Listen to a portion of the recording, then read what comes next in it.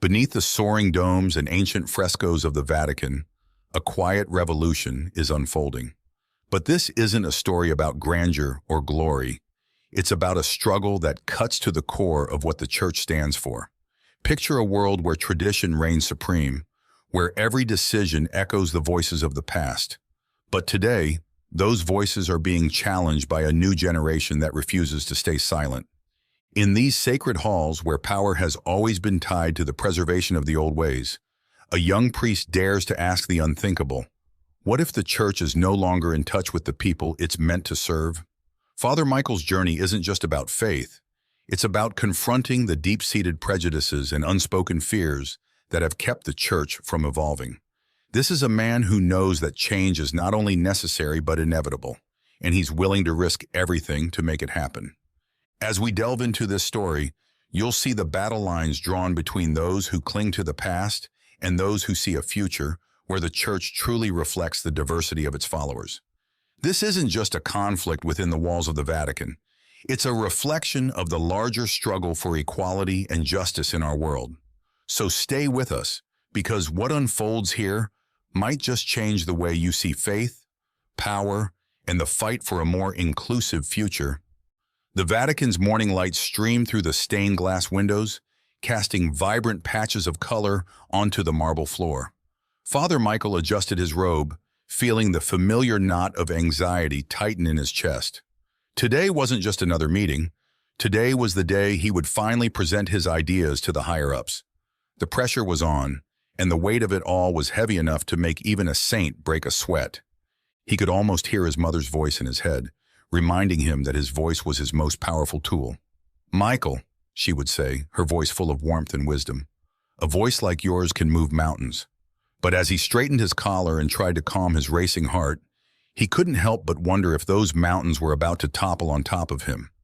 The door to the meeting room creaked open, and Michael was greeted by the sight of red and white robes, cardinals already seated, engaged in low conversations.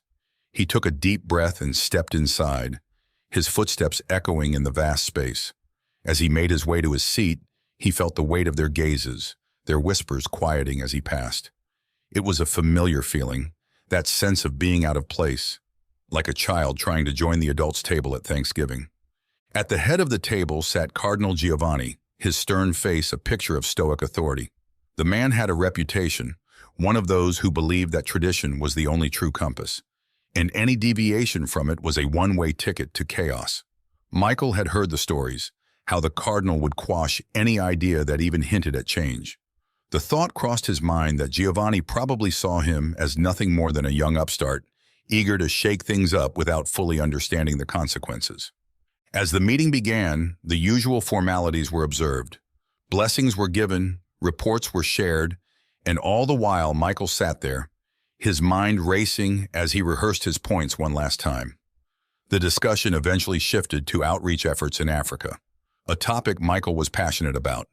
His heart began to pound in his chest, the adrenaline kicking in as his turn to speak approached. Finally, the moment arrived.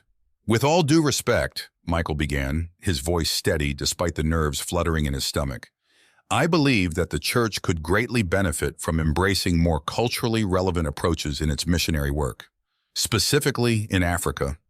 But before he could finish, Cardinal Giovanni raised a hand, cutting him off mid-sentence. "Yes, yes, Father Michael," the cardinal interrupted, his tone dripping with condescension. "We appreciate your enthusiasm. However, we must not stray from the time-honored traditions that have guided the Church for centuries. These modern ideas," he almost spat the word, "may be well-intentioned, but they lack the gravitas required for serious consideration."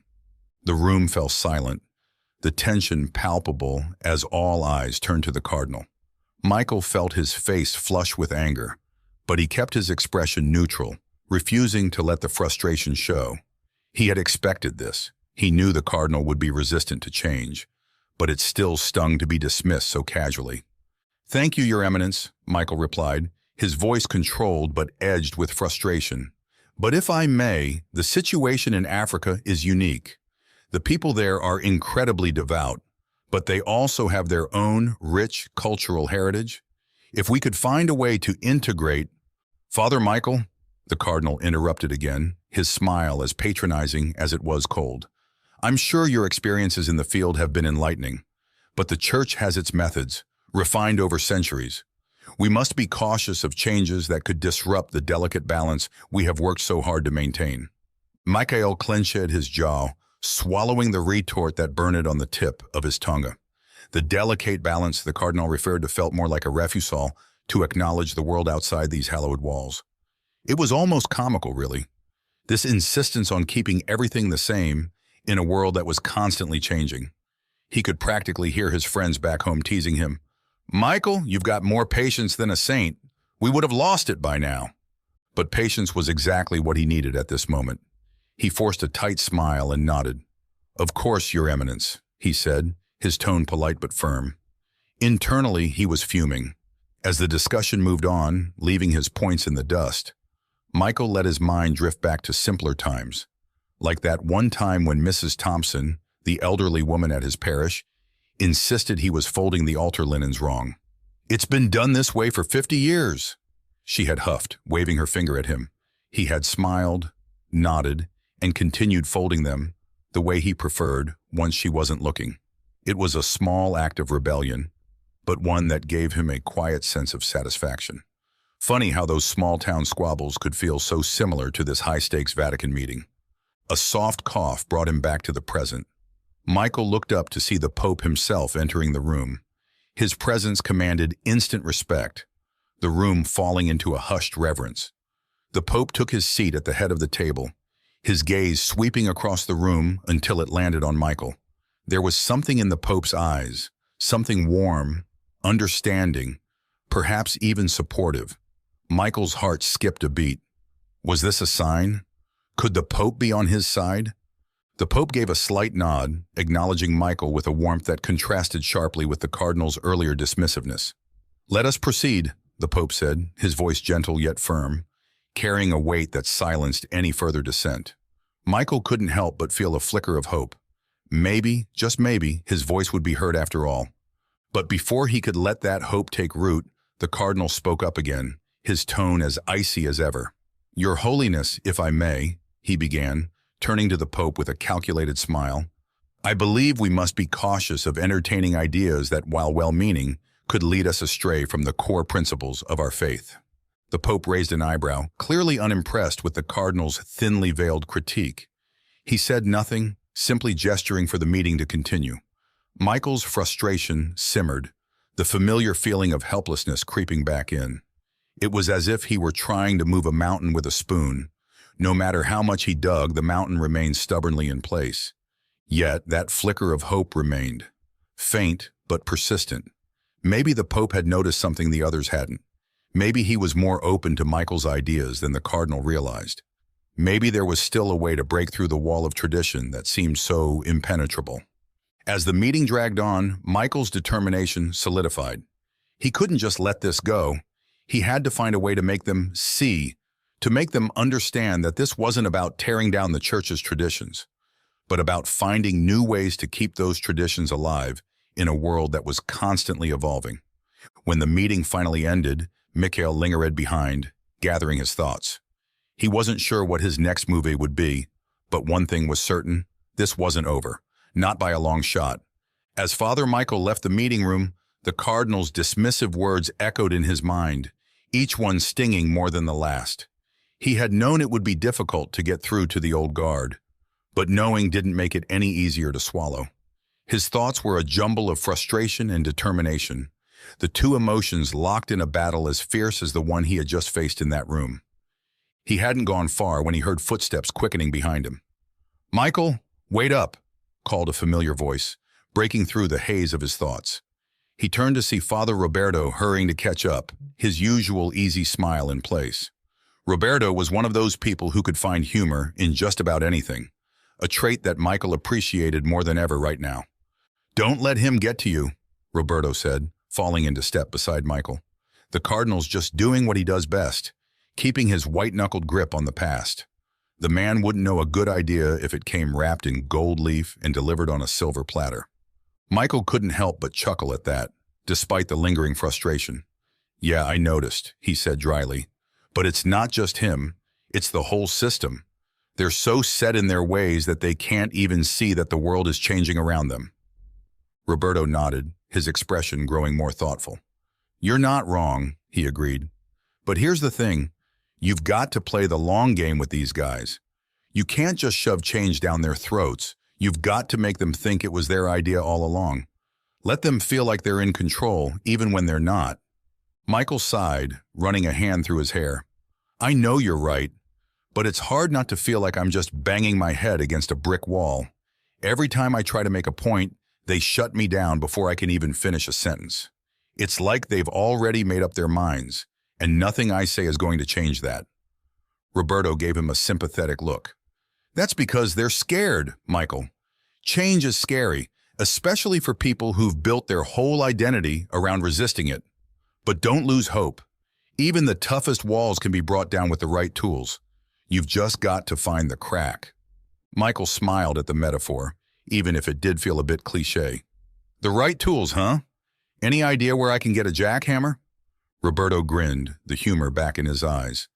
I hear they're on sale in aisle 7, right next to the holy water. Michael laughed, the tension easing just a bit. It was moments like this, the small, light-hearted exchanges with friends, that kept him grounded. No matter how daunting the task ahead, he knew he wasn't alone in it, and that made all the difference. Later that evening, as Michael sat alone in his small quarters, the weight of the day pressed down on him like a heavy blanket. He had known it would be hard to convince the old guard, but the reality of it was even more exhausting than he had imagined. Still, he couldn't let himself give up. Not now, not when so much was at stake. He thought back to the people he had met in Africa, their faces, their stories, their unwavering faith despite the challenges they faced every day. These were the people he was fighting for, the ones whose voices had been drowned out for too long by the clamor of tradition and bureaucracy. He couldn't let them down. He wouldn't. But how? How could he get through to the Cardinal, to the rest of them, when they were so entrenched in their ways? The answer, he realized, wasn't about shouting louder or fighting harder. It was about finding the right moment, the right words, to make them listen. His mother's words came back to him, as they often did in moments like this. The trick isn't to shout louder, Michael. The trick is to say something so true, so powerful, that they can't help but listen. With a renewed sense of purpose, Michael began to sketch out his plan. He would focus on the people, their stories, their struggles, their faith. He would make it impossible for the Cardinal and the others to ignore the reality of what was happening in the world outside their walls. And maybe, just maybe, he could find that crack in the wall that Roberto had talked about. The next morning, Michael arrived at the meeting room with his mind set. He wasn't sure what the day would bring, but he knew one thing. He wasn't going to give up without a fight. He had come too far, sacrificed too much to back down now. The meeting began much like the day before, with the usual formalities and discussions. But today, Mikhail was ready. He watched the Cardinal closely, nodding the way his hands gripped the arms of his chair a little too tightly, the slight tension in his shoulders. Something had changed. Maybe it was the Pope's quiet intervention yesterday, or maybe it was something else. But Michael could sense that the Cardinal wasn't as confident as he had been. When it was finally Michael's turn to speak, he stood up, feeling the eyes of the room on him. The air was thick with anticipation, and he knew that this was his moment. He took a deep breath and began. Your Holiness, your Eminences, he started, his voice steady. I know that some of the ideas I've proposed may seem unconventional, but I believe they are deeply rooted in the teachings of Christ. He taught us to love, to reach out, to bring everyone into the fold. The people of Africa have their own rich traditions, their own ways of understanding the world. If we can find a way to honor those traditions while sharing the message of Christ, we can create something truly beautiful. There was a murmur of agreement from some of the other priests, and Michael felt a glimmer of hope. Maybe, just maybe, he was getting through. But then, as expected, the Cardinal spoke up. Father Michael, he said, his tone cool, while your passion is commendable, the Church has survived for 2,000 years precisely because it has remained steadfast in its teachings. We cannot afford to compromise that stability in the name of progress. Michael felt his temper flare, but he kept his voice calm. With all due respect, Your Eminence, I'm not suggesting that we compromise our teachings. I'm suggesting that we find new ways to communicate those teachings, to make them resonate with people who may not understand them otherwise. The Cardinal's eyes narrowed, and for a moment Michael wondered if he had gone too far. But then the Pope, who had been silent until now, finally spoke. "Father Michael," the Pope said, his voice calm and steady, "I believe you raise an important point. The challenge is not just to maintain our traditions, but to make them accessible to the world we live in today. This is a delicate balance, one that requires wisdom and discernment." Michael nodded, grateful for the Pope's support, but the Cardinal wasn't ready to concede. "Your Holiness," the Cardinal began, his tone respectful but firm, "we must be cautious. Once we begin to change the way we present our teachings, we risk losing the very essence of what makes us the Church." The Pope turned to the Cardinal, his expression thoughtful. "Cardinal Giovanni, I understand your concerns. Change is indeed something we must approach with care, but we must also remember that the essence of our faith is not in the way we present it, but in the truth of the message itself. The world is changing, and if we do not find ways to reach people where they are, we risk becoming irrelevant." The room fell silent, the weight of the Pope's words hanging in the air.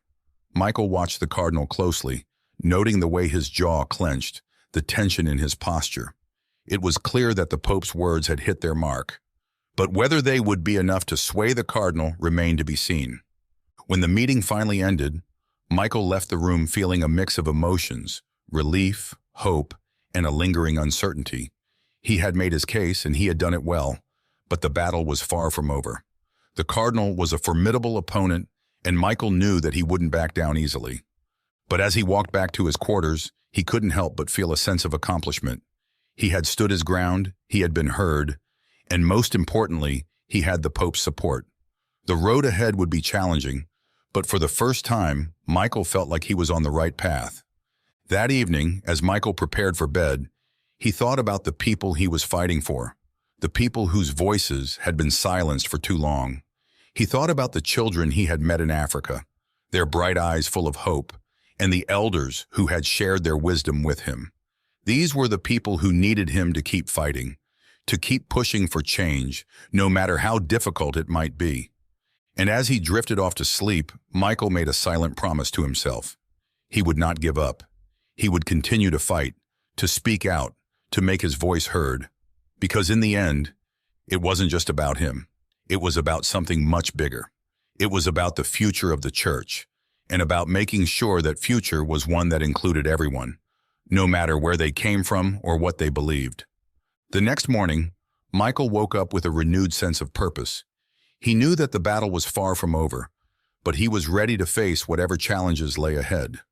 The morning sun bathed the Vatican in a warm glow as Father Michael made his way to the meeting room once again, his heart a mix of determination and trepidation. The tension from the previous day still hung in the air, and Michael knew that today could be a turning point. He had prepared himself for another battle, but he also held on to the small hope that the Pope's words had planted a seed of doubt in the Cardinal's mind.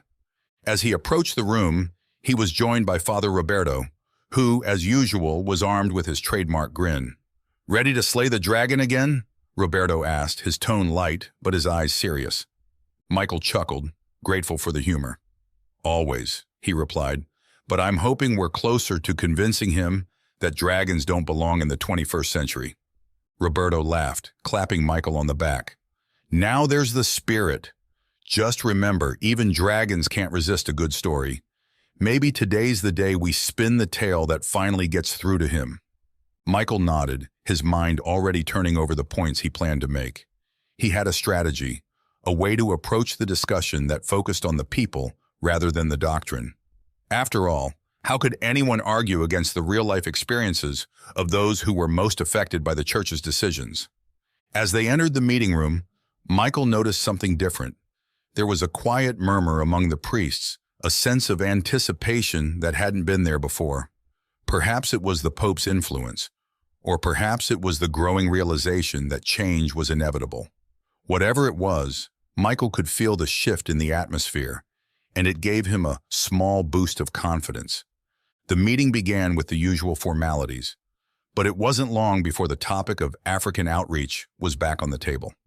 This time, however, there was a subtle difference in the way the discussion unfolded. Instead of immediately dismissing the ideas, there was a sense of curiosity, as if the priest were finally willing to really listen to what Michael had to say. When his turn came, Michael stood up, feeling the weight of the room's attention on him. He took a deep breath and began, his voice steady and clear. "Your Holiness, Your Eminences," he started, "I'd like to share with you some of the stories of the people I've met during my time in Africa. These are not just statistics or abstract concepts. These are real people, with real lives and real faith." He paused, letting his words sink in before continuing. "I remember one man in particular, a father of 4, who told me that the church had given him hope during a time of great hardship. But he also told me that he struggled to reconcile his own cultural beliefs with the teachings of the church. He felt torn between two worlds, and he wasn't sure where he fit in." There was a murmur of interest from the priests, and Michael felt a surge of hope. He had their attention. "This man's story is not unique," he continued. "There are many like him, people who want to embrace the teachings of Christ, but feel disconnected because the church doesn't always speak to their realities. If we can find a way to bridge that gap, to make our message resonate with their lives, we can help them strengthen their faith rather than forcing them to choose between their culture and their beliefs." Michael saw a few nods around the table, and his confidence grew. He was making progress. "This isn't about changing our teachings," he emphasized. "It's about finding a way to communicate those teachings in a way that resonates with the people we are trying to reach. It's about showing them that the church is not just a distant institution, but a living, breathing community that understands and cares about their struggles." There was a brief silence after he finished speaking, and for a moment Michael wasn't sure what to expect. Then, to his surprise, one of the older priests spoke up, a man who had been largely silent during previous discussions. "Father Michael," the priest said, his voice thoughtful, "you make a compelling argument. I've spent most of my life working in Europe, but what you're saying resonates with some of the challenges we've faced there as well. The world is changing, and perhaps it's time we consider how the church can adapt without losing its essence." Michael felt a rush of gratitude. It wasn't an outright endorsement, but it was a start. It was a crack in the wall that Roberto had talked about, and it gave him hope that they were on the right path. But just as quickly, the Cardinal's voice cut through the room, sharp and dismissive. "While I appreciate the stories you've shared, Father Michael," he began, his tone laced with impatience, "we must be cautious. The church cannot afford to dilute its message in an attempt to cater to every cultural nuance. Our strength lies in our consistency, in the unchanging truth of our teachings." Michael's heart sank, but he refused to let the Cardinal's words discourage him. Instead, he took a deep breath and responded, his voice calm but firm. "Your Eminence, I agree that our teachings must remain consistent. But if we do not find ways to communicate those teachings in a way that people can relate to, we risk losing them entirely. The truth doesn't change, but the way we share that truth must evolve if we want to continue reaching people where they are." The Cardinal's eyes narrowed, and for a moment Michael wondered if he had pushed too far. But then something surprising happened. Another priest, a man who had been sitting quietly at the end of the table, spoke up. "Father Michael has a point," the priest said, his voice measured. "We've seen it in our own parishes, people drifting away because they feel disconnected from the church. If we can find a way to bridge that gap, to show them that we are not just an institution, but a community that understands and supports them, we could strengthen the church in ways we haven't even imagined." Michael felt a surge of hope. The tide was turning, slowly but surely.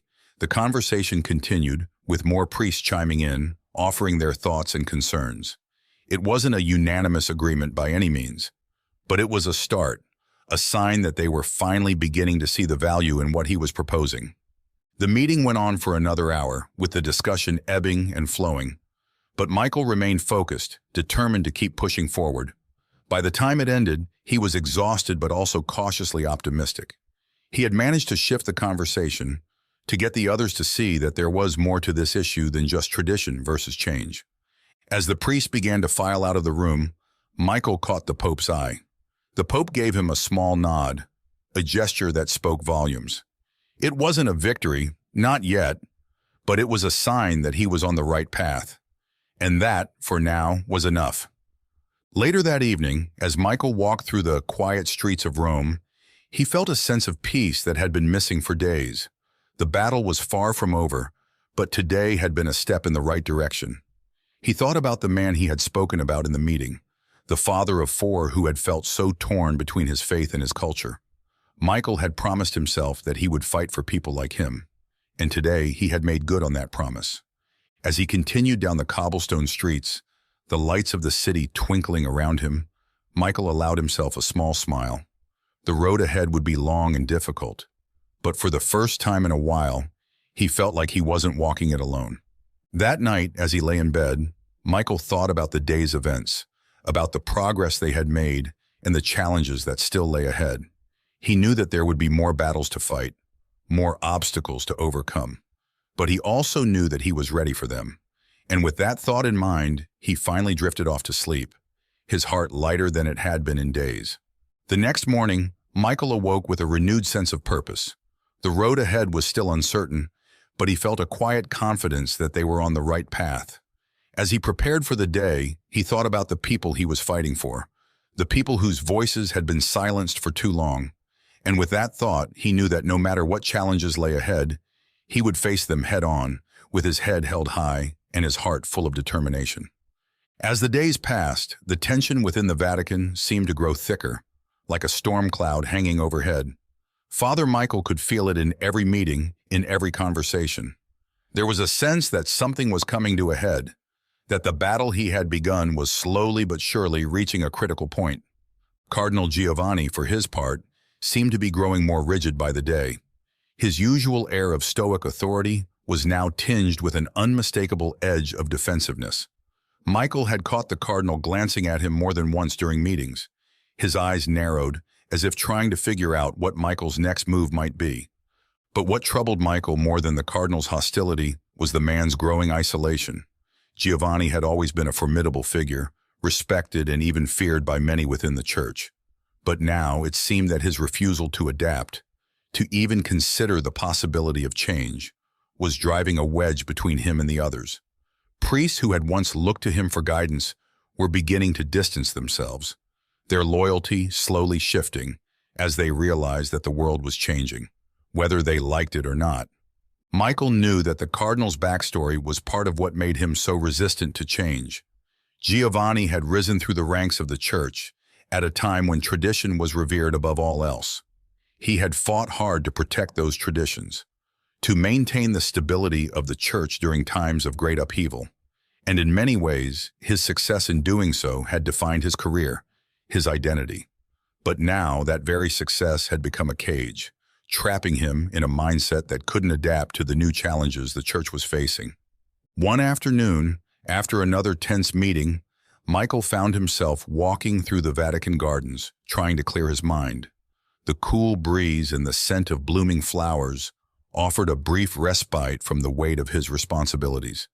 But even here, amidst the beauty of nature, he couldn't escape the thoughts that plagued him.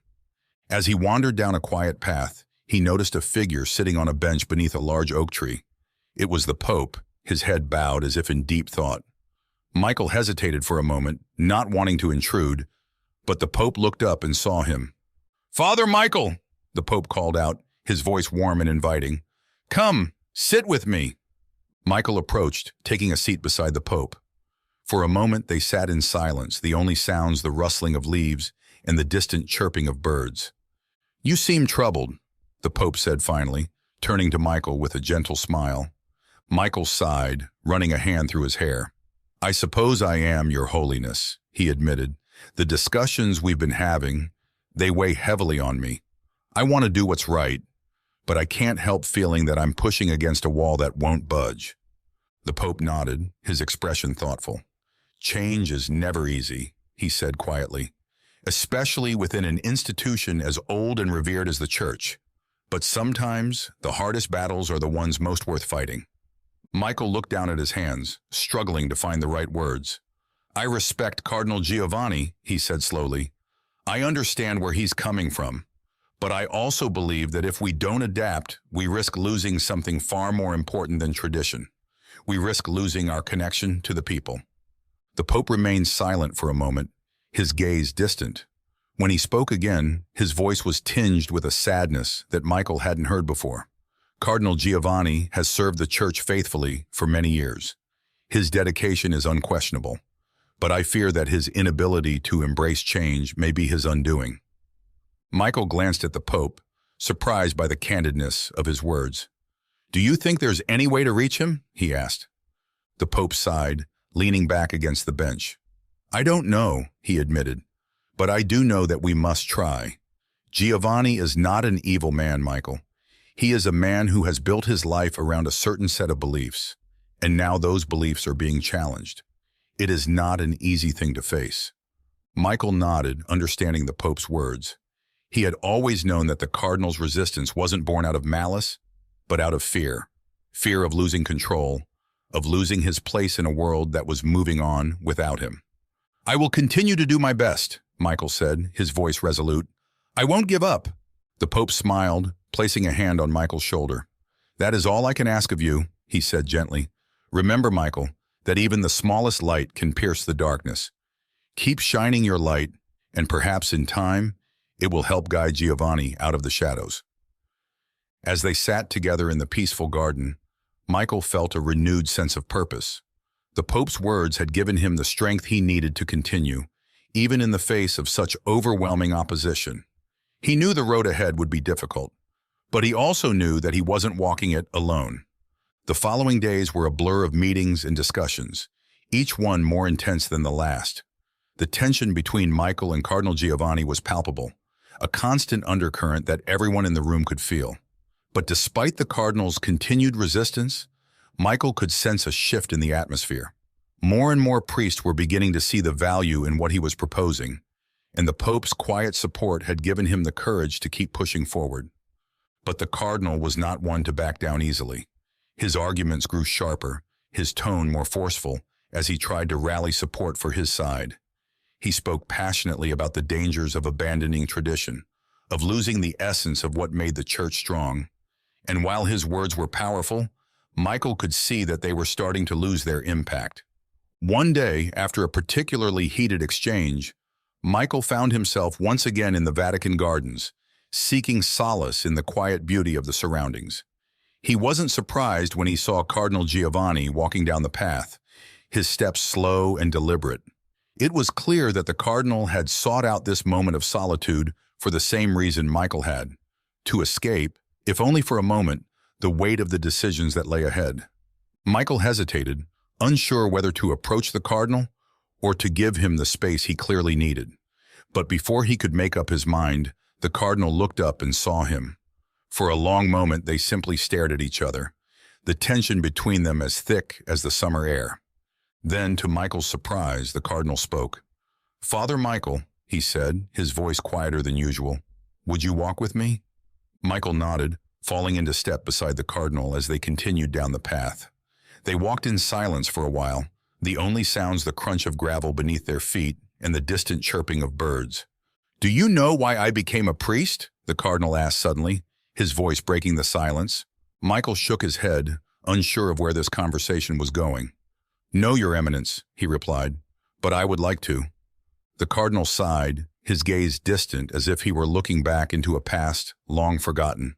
I became a priest because I believed in the Church's ability to bring order to a world of chaos. I believed that through the teachings of Christ, we could offer people a sense of stability, of certainty, in a world that is constantly changing. Michael nodded, listening intently. I have spent my life defending that stability, the Cardinal continued, his voice growing stronger. I have fought to protect the traditions that have guided us for centuries, because I believe that without them, we would lose our way.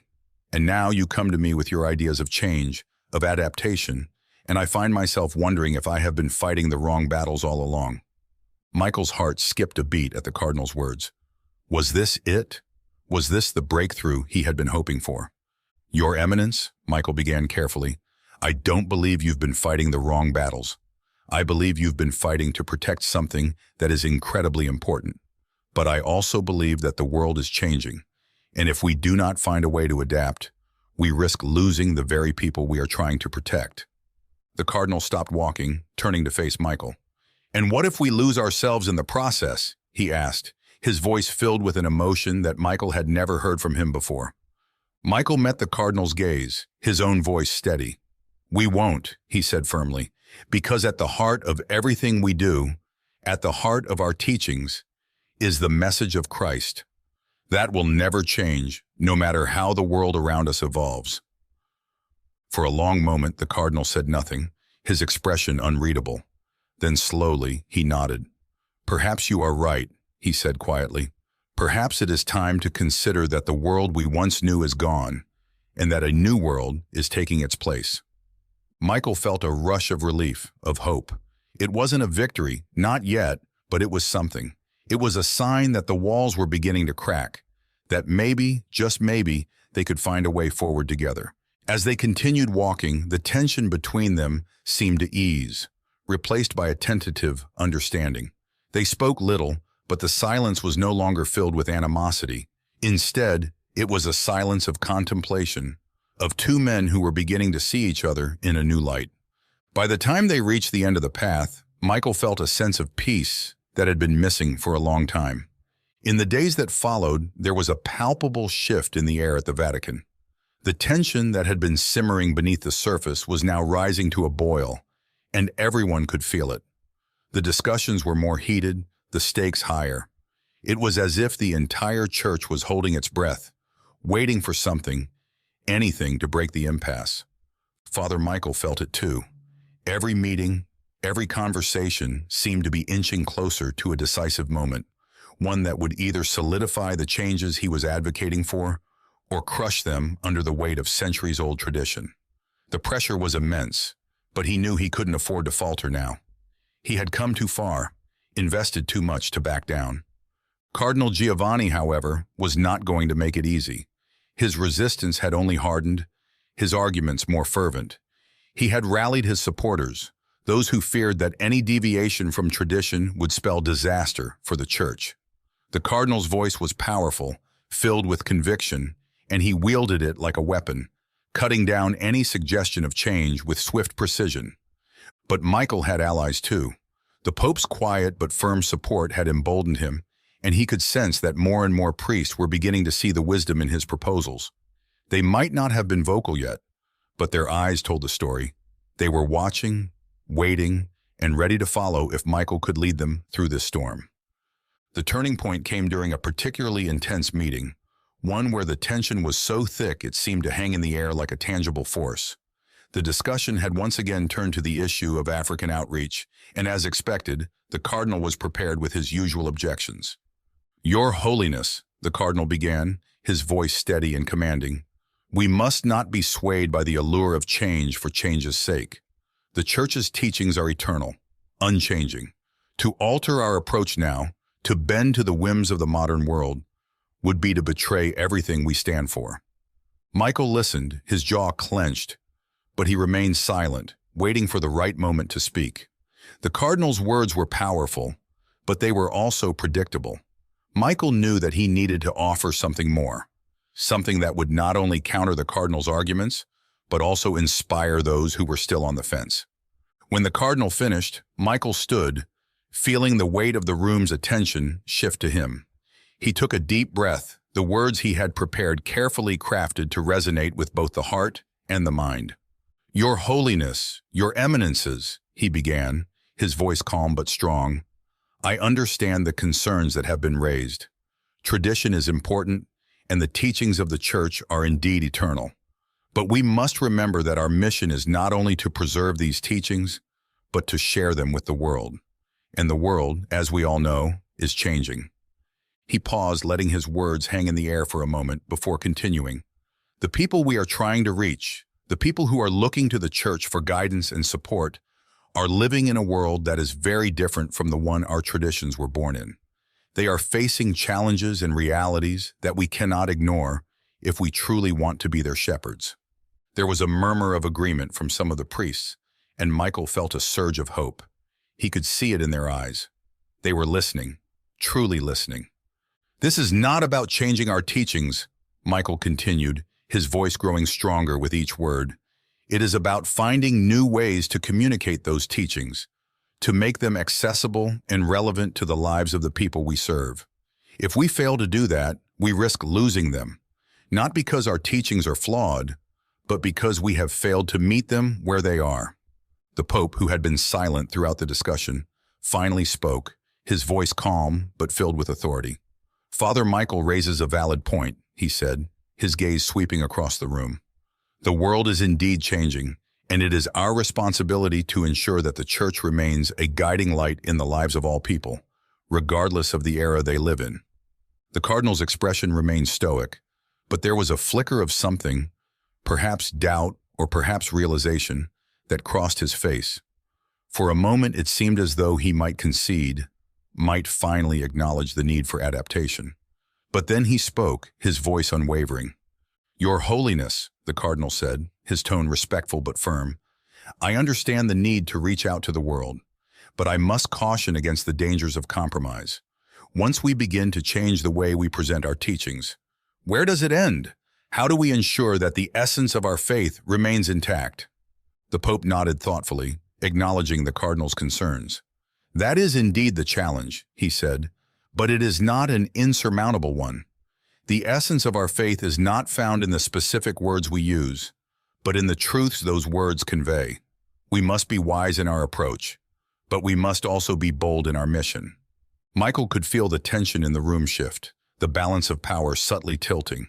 The Pope's words had struck a chord, and he could see the priests around the table nodding in agreement. The Cardinal, however, was not yet defeated. "Your Holiness," the Cardinal began again, his voice growing more insistent, "we must be careful. The Church has always been a rock, a beacon of stability in an ever-changing world. If we begin to alter that foundation, even with the best of intentions, we risk losing our way." Michael knew that this was the moment he had been waiting for. He had to find a way to bridge the gap between the Cardinal's fears and the Pope's vision. He had to show that adaptation didn't mean abandoning their core principles, but rather it was about ensuring those principles could continue to guide future generations. "Your Eminence," Michael said, his voice steady, "I understand your concerns, and I share your desire to protect the essence of our faith. But I believe that stability and adaptation are not mutually exclusive.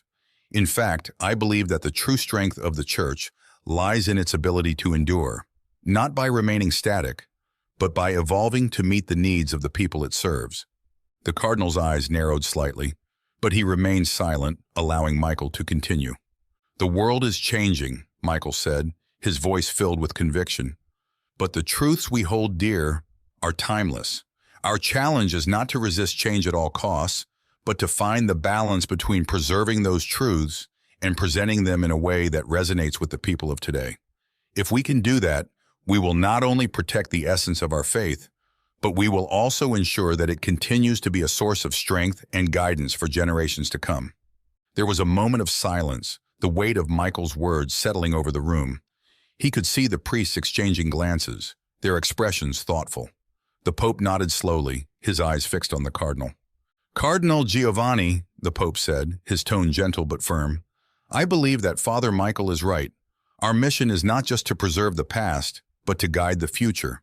And to do that, we must be willing to adapt, to find new ways to share the eternal truths of our faith with a world that is ever-changing." The Cardinal remained silent, his expression unreadable. For a long moment it seemed as though he might continue to resist, to argue that change was too risky, too dangerous. But then, slowly, he nodded. "Perhaps you are right," the Cardinal said quietly, his voice tinged with a resignation that Michael hadn't expected. "Perhaps it is time to consider that the world we once knew is gone, and that a new world is taking its place." Michael felt a wave of relief wash over him. It wasn't a complete victory, but it was a start. The walls were beginning to crack, and for the first time, it seemed possible that they might be able to find a way forward together. The meeting continued, the discussion more subdued but also more hopeful. The Pope outlined a plan for moving forward, one that would allow for the adaptation of certain practices while ensuring that the core teachings of the Church remained unchanged. It was a delicate balance, but it was one that the Pope believed they could achieve with the right guidance. As the meeting drew to a close, Michael felt a sense of accomplishment, but also a sense of responsibility. The path ahead would not be easy, and there would undoubtedly be more challenges to face. But for the first time in a long while, he felt that they were on the right track. After the meeting, as the priest filed out of the room, Michael found himself standing alone with the cardinal. There was a moment of awkward silence, neither man quite sure what to say. Then the cardinal spoke. "Father Michael," he began, his voice quieter than usual, "I want you to know that I respect your passion and your dedication to this cause. I may not agree with everything you've proposed, but I can see that your intentions are noble." Michael nodded, feeling a rush of gratitude. "Thank you, Your Eminence," he said sincerely. "I know that this has been a difficult discussion, but I believe that we are moving in the right direction, and I appreciate your willingness to consider new ideas." The cardinal gave a small, almost imperceptible smile. "The Church has endured for 2,000 years, he said, his tone reflective. "Perhaps it can endure a little longer if we learn to adapt to the times without losing ourselves in the process." Michael smiled in return, feeling a newfound respect for the man who had been his fiercest opponent. "I believe it can." The Vatican's grandeur had always been a symbol of the Church's enduring strength, a reminder of its deep roots and its vast influence. But today, as Father Michael stood in one of its many ornate corridors, he felt more like a witness to history than a participant in it. The last few weeks had been a whirlwind, a battle of wills, a clash of ideologies. But now it seemed that the moment of truth had finally arrived. The meeting room was already filling up when Michael entered. The familiar faces of cardinals and priests, each reflecting a mix of anticipation and uncertainty. The Pope had called this gathering with a clear purpose: to make an announcement that would shape the future of the Church. And everyone knew that the outcome of today's discussion would have repercussions far beyond these walls. Cardinal Giovanni, who had been Michael's most formidable opponent, sat at his usual place, his expression unreadable.